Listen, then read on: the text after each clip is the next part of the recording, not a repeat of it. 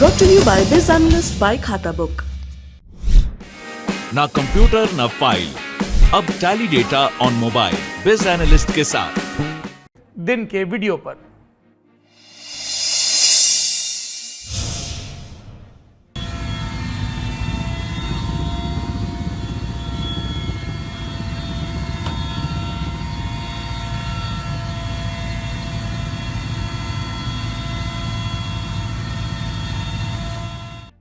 Video में helicopter के जरिए पानी गिराकर जंगल की आग बुझाने की कोशिश हो रही है। तस्वीरें राजस्थान के अलवर जिले की हैं। यहां के सरिस्का अभयारण्य में जबरदस्त आग लग गई है। अकबरपुर रेंज के पृथ्वीपुरा बालेटा के जंगल में लगी भीषण आग करीब 10 किलोमीटर के क्षेत्र में फैली है। पहले स्थानीय तौर पर प्रयास किए गए, जब नहीं हो पाया तो वायुसेना की मदद लेनी पड़ी। 2 हेलीकॉप्टर सिलीशेट झील से पानी एयरलिफ्ट कर सरिस्का में आग बुझाने में जुटे हैं। वायुसेना का एक हेलीकॉप्टर उत्तर प्रदेश के सरसावा और दूसरा जोधपुर से आया है। एक राउंड में 3,500 लीटर पानी एयरलिफ्ट कर डंप किया जा रहा है।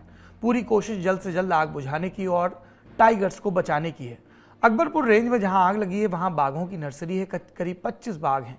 यहां के नारेंडी एनिकट के पास 26 मार्च को एक बाघिन, जिसको वन विभाग के लोगों ने ST-17 के तौर पर चिन्हित किया है, उसकी मूवमेंट देखी गई थी। उसे और उसके 2 शावकों को ढूंढकर वहां से निकालने के लिए लगातार प्रयास किए जा रहे हैं। चूंकि पतझड़ का मौसम है, सूखी पत्तियां टूटकर गिरती हैं। इस मौसम में अक्सर जंगल में आग लगने की खबर आती है। ओडिशा के बलरामपुर और छत्तीसगढ़ के भी जंगलों में आग की खबर है। छत्तीसगढ़ में हालात गंभीर हैं क्योंकि वहां जिन कर्मचारियों पर इस आग को बुझाने की जिम्मेदारी है वो हड़ताल पर हैं। ये था आज का दिन का वीडियो। अब चलते हैं दिन की सुर्खियों की तरफ। पेट्रोल डीजल के दाम 8 दिन में लगातार 7वीं बार बढ़े हैं। चुनाव के बाद एक रिवाज सा बन गया है। सुबह उठो तो सबसे पहले यही खबर मिलती है कि इतना पैसा बढ़ गया। आज भी पेट्रोल 80 पैसा और डीजल 70 पैसे महंगा हो गया। कुछ महीनों की राहत के बाद दिल्ली में पेट्रोल फिर से 100 के पार हो गया। दिल्ली में पेट्रोल का रेट 100 रुपये 21 पैसे और डीजल की कीमत 91 रुपये 47 पैसे हो गई। 7 दिनों की बढ़ोतरी से पेट्रोल डीजल देश में 4 रुपये 80 पैसे प्रति लीटर महंगा हो चुका है। आज की तारीख में सबसे महंगा पेट्रोल राजस्थान के श्री गंगानगर में मिल रहा है। 117 रुपये लीटर। डीजल भी 100 के करीब पहुंच चुका है। दूसरी सुर्खी पूर्वोत्तर से जुड़ी है। राजधानी दिल्ली में असम और मेघालय के बीच जमीन विवाद पर बड़ा समझौता हुआ। गृह मंत्री अमित शाह की मौजूदगी में असम के मुख्यमंत्री हिमंत बिस्वा शर्मा और मेघालय के मुख्यमंत्री कोनराड संगमा ने समझौते पर दस्तखत किए। असम और मेघालय के बीच 884 किलोमीटर की सीमा में 12 जगहों पर विवाद है, जिनमें से 6 को हल करने के लिए मसौदा तैयार किया गया।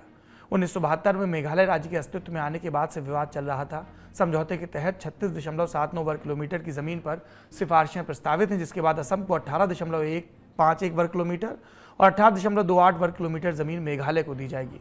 दोनों मुख्यमंत्रियों की तरफ से अगले 6-7 महीनों में बची हुई 6 विवादित जगहों का हल निकालने का वादा भी किया गया है। इस पर गृह मंत्री अमित शाह ने कहा कि आज का दिन एक विवाद मुक्त पूर्वोत्तर के लिए ऐतिहासिक दिन है। तीसरी सुर्खी पश्चिम बंगाल से है। सूबे की मुख्यमंत्री ममता बनर्जी ने गैर बीजेपी शासित राज्यों के मुख्यमंत्रियों और विपक्ष के बड़े नेताओं को चिट्ठी लिखी। इसमें भाजपा के खिलाफ लड़ाई में साथ आने को कहा गया। ममता ने बीजेपी के खिलाफ लड़ाई पर चर्चा के लिए एक बैठक करने की अपील की।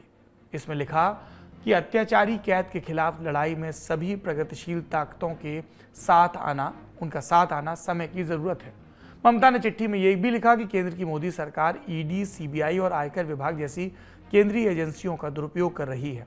भाजपा इसका इस्तेमाल कर राजनीतिक बदला ले रही है। हमें बीजेपी के इस कदम का विरोध करना चाहिए। ममता ने कहा कि ये सभी केंद्रीय एजेंसियां बीजेपी शासित राज्यों में कुछ नहीं करती, वहीं चुनाव आने के साथ ही इन्हें विपक्ष के खिलाफ काम पर लगा दिया जाता है। 2024 के चुनाव से पहले एक तरफ से विपक्षी एकता की कोशिशें तेज हो गई हैं।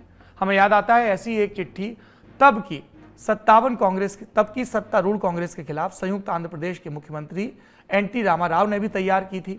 उसके बाद चौधरी देवीलाल के नेतृत्व में या फिर रामकृष्ण हेगड़े के नेतृत्व में भी 80 में ऐसी ही कवायद हुई थी। अब सुनिए आखिरी सुर्खी।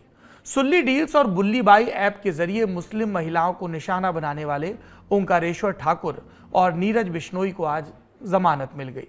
दिल्ली की निचली अदालत ने यह कहते हुए आरोपियों को जमानत दी कि आरोपियों ने पहली बार कोई अपराध किया है और इसलिए लंबे समय तक उन्हें जेल में रखना ठीक नहीं होगा।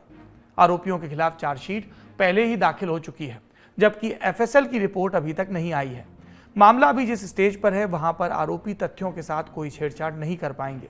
जानकारी के लिए बता दें, जुलाई 2021 में गिटहब पर सुल्ली डील्स नाम का एक ऐप बनाया गया था। इस पर पत्रकारों और एक्टिविस्ट समेत सैकड़ों मुस्लिम महिलाओं और लड़कियों की फोटो डालकर उनकी ऑनलाइन बोली लगाई जा रही थी। तब कई महिलाओं ने दिल्ली और नोएडा पुलिस में शिकायत दर्ज कराई थी, जिसके बाद ऐप को गिटहब से हटा लिया गया था।